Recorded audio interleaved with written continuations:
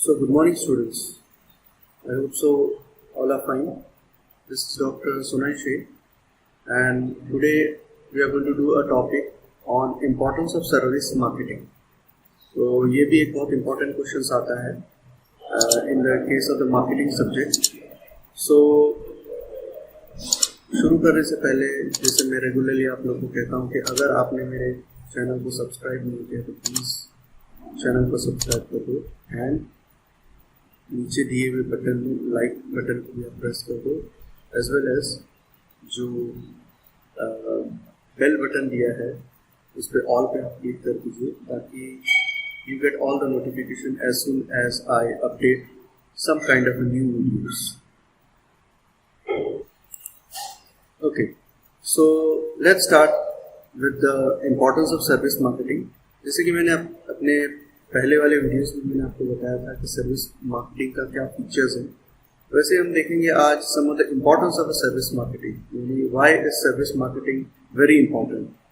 जैसे कि शुरू में मैंने आपको बताया था कि marketing plays a very important role. अब मार्केटिंग में लोग इन्वॉल्व रहते हैं एंड जब तक अगर एक प्रॉपर काइंड ऑफ सर्विसेज नहीं मिलती है किसी भी फील्ड में, चाहे वो मार्केटिंग हो या किसी भी चीज़ों में, तब तक वो चीज़ें जो है वो डेवलप नहीं हो सकता. तो सिमिलरली सर्विस मार्केटिंग का भी एक अलग इम्पोर्टेंस है या उसका अलग हम कह सकते you can say that is अलग ही उनका विशेषताएं हैं. So let's see one by one the importance of the service marketing. सबसे पहला तो ये है कि इट इज अ की डिफरेंशिएटर. ओके, जब हम की डिफरेंशिएटर की बात करते हैं तो इसका मतलब ये है कि कोई भी सर्विस कोई भी सर्विसेज जो भी ऑर्गेनाइजेशन हो या जो भी बिजनेस जिस भी तरीके का सर्विसेज ऑफर करता है उसमें सबसे इम्पोर्टेंट चीज़ें हो जाती है कि डिफरेंशिएशन, यानी एक सर्विसेज दूसरे सर्विसेज से अलग रहते हैं. जैसे कि एक एग्जांपल ले सकते हैं, let's say there is Domino's pizza है एंड मैकडॉनल्ड्स की बात कर लेते हैं या किसी भी अलग लोकल पिज़्ज़ा हट की बात कर लेते हैं. When if I purchase it from, let's say if I purchase it from Domino's Pizza, the services which I'll be getting, it will be different kind of services. I'm not going to say that is पूरी की पूरी तरीके से एकदम अलग हो जाए. हाँ, हालांकि कुछ जगहों पे डिफरेंशिएशन होता ही है, बट अगर हम देखें कि हर एक बिजनेस का सर्विसेज एक दूसरे बिजनेस के साथ अलग होते हैं, तो सर्विस मार्केटिंग जितना अच्छा सर्विसेज रहेगा उतना ही कस्टमर्स उस सर्विसेज की तरफ से अट्रैक्टेड होंगे. तो सर्विस मार्केटिंग में एक की डिफरेंशिएटर करके एक चीज़ है, ये भी बहुत इंपॉर्टेंट रखता है. तो एक की डिफरेंशिएटर ये चीज़ है, जैसे मैंने आपको जस्ट थोड़ी देर पहले मैंने बताया कि सर्विस मार्केटिंग से होता ये है कि एक बेटर कस्टमर सर्विसेज तैयार हो सकती है. एंड जब एक बेटर कस्टमर सर्विसेज होंगे तो डेफिनेटली इसका मतलब ये है कि ओल्ड कस्टमर्स हमारे रिटेन हो सकते हैं and it will attract new ones, it will attract new customers. तो सर्विस इसीलिए एक इम्पोर्टेंट रोल प्ले करता है, चाहे वो किसी भी तरीके का बिजनेस में ही क्यों ना हो. आज के टाइम पे सिर्फ प्रोडक्ट को खरीद लेने या प्रोडक्ट को बेचने से इम्पोर्टेंट नहीं रखती है, बट यहाँ पे एक सबसे इंपॉर्टेंट चीज ये हो जाती है कि what is the kind of services which is being offered up. दूसरा पॉइंट जो कि सर्विस मार्केटिंग में एक इंपॉर्टेंट रोल प्ले करता है वो ये है कि रिलेशनशिप. जैसे कि मैंने आपको बताया कि सर्विसेज में गुड्स दिया जाता है, बट ये एक तरीके का इंटेंजिबल गुड्स हो जाता है. नाउ सर्विस मार्केटिंग में सबसे इंपॉर्टेंट चीज अगर कोई भी चीज अगर होती है तो वो ये है कि बेटर रिलेशनशिप. अगर आपने अपने कस्टमर्स के साथ अगर अच्छे से अगर रिलेशनशिप नहीं मेंटेन किया या आपने उनके साथ कोई अच्छा ताल्लुकात नहीं रखे तो इससे आपका बिजनेस को नुकसान होगा. क्योंकि एक अच्छा रिलेशनशिप का मतलब ये होता है कि एक म्यूचुअल ट्रस्ट डेवलप होगा एंड आपके प्रति बायर्स का एक अलग तरीके का कॉन्फिडेंस बढ़ेगा। So confidence in the seller. So इसीलिए यहां पे जरूरी ये है कि एक बेटर रिलेशनशिप डेवलप हो। अब ये बेटर रिलेशनशिप किस तरीके से डेवलप हो सकता है? That is by listening to their needs, requirements of the customers. अगर कस्टमर्स की तरफ अगर कोई प्रॉब्लम्स है, उनके कोई अगर इश्यूज है, तो उनको आप सॉल्व करो, जिससे कि आपका एक लॉयल कस्टमर्स डेवलप होंगे और साथ साथ में नए कस्टमर्स भी आपके तरफ खींचे चले आएंगे। तीसरा पॉइंट है कस्टमर रिटेंशन। अच्छा, अब कस्टमर रिटेंशन का मतलब यह है कि कस्टमर्स आपके प्रोडक्ट को ही प्रेफर करेंगे, यानी कि कस्टमर्स आपको छोड़ के और कहीं नहीं जाएंगे। So they always demand for your product, they always prefer your product. अब ये किस तरीके से मुमकिन है? हमें पता है कि आज का जो बिजनेस एनवायरनमेंट है वो हाईली कॉम्पिटिटिव एनवायरनमेंट है। तो जहां पे आप देखें कि ओल्ड कस्टमर्स को, अगर आप ये चाहोगे कि ओल्ड कस्टमर्स को हम पकड़ के रखें या ओल्ड कस्टमर्स को हम कहीं और जाने ना दें, तो ये तभी मुमकिन हो सकता है जब आपका प्रोडक्ट या जब आपके सर्विसेज से ओल्ड कस्टमर्स सेटिस्फाइड हो। और इससे होगा ये कि ओल्ड कस्टमर्स सेटिस्फाइड होंगे एंड जब ओल्ड कस्टमर्स सेटिस्फाइड होंगे तो डेफिनेटली नए कस्टमर्स भी कहीं उनके भी जो कहीं ना कहीं झुकाव आपके तरफ होंगे। तो इसलिए इसको किस तरीके से हम रिटेन कर सकते हैं? तो एक सबसे इंपॉर्टेंट चीज ये है कि कस्टमर्स का फीडबैक को कंसीडर करना। कस्टमर्स क्या चाहते हैं, उनकी क्या वांट्स है, उनकी क्या रिक्वायरमेंट्स है। जब आप इन चीजों को आप सही से अगर आप अंदाजा लगा लोगे तो definitely there will be a good amount of a customer. तो next point is multiple touch point. अब ये मल्टीपल टच पॉइंट का क्या माने होता है? मल्टीपल टच पॉइंट का मतलब ये है कि जब कोई भी सर्विस सेक्टर है, जब भी कभी भी अगर किसी भी तरीके का सर्विसेज कस्टमर्स को ऑफर किया जाता है, अगर हम हमारे पॉइंट ऑफ व्यू से भी अगर देखें, अगर कोई चीजें अगर खरीदने जाते हैं तो we talk to so many people. Suddenly हमें